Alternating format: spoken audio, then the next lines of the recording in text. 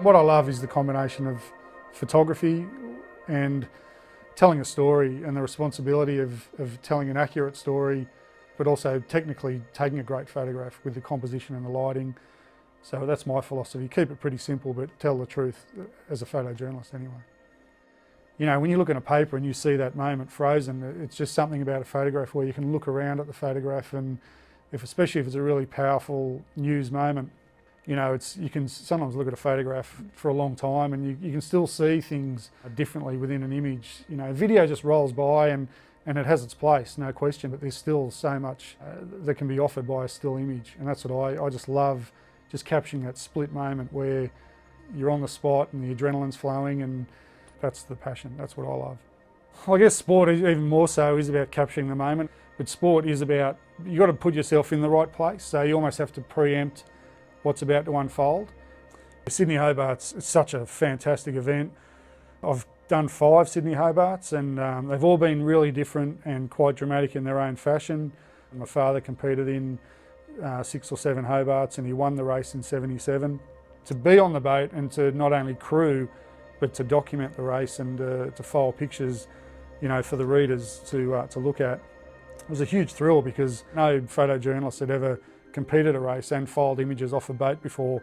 The best moments that happen during the race is when they need all hands on deck. So it's a real juggle between, you know, I need to do my job on the boat to make sure everyone's safe or that the boat is safe, but then these are the moments that I need to grab my camera and shoot. So you feel a responsibility to the other crew that you've got to do your job and look out for them and they look out for you. But then also you need to capture the moments if they're dramatic, and with the Sydney to Hobart there's always a dramatic moment, and I've seen it, you know, in various forms. Port Arthur massacre was a difficult week. It was in your face every day, and when you're with the media and you're working down there, you're pretty much absorbed in the story for the entire week. So it's a long, exhausting week, and I think, like, to this day, 20 years in the media, I think it's the only time where I've seen the media actually visibly affected by what they were covering. Yeah, I was kind of rattled. I had a week off when I came back. They said, you know, have a week off. And I remember surfing out at Maroubra and just hearing some guys firing weapons at the rifle range at Malabar, and, you know, it made me feel ill.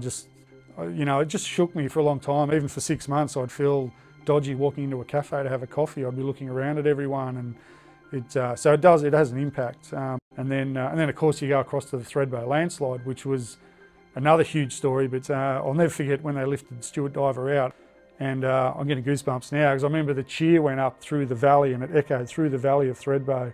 And I remember some bloke yelling out, "Good on you, Stewie!" And as you're shooting, you know, you can just feel the goosebumps and the hair standing up on the back of your neck as you know that this guy's being pulled out of the rubble after 60 odd hours. And yeah, that was a great ending to quite a sad few days. But that's the joy as a photojournalist, is you want to document historical moments, whether it be a sporting moment on the field or whether it's a great news moment that I'll remember for the rest of my life. And you know that you're going to be confronted with so many great images as you walk through here.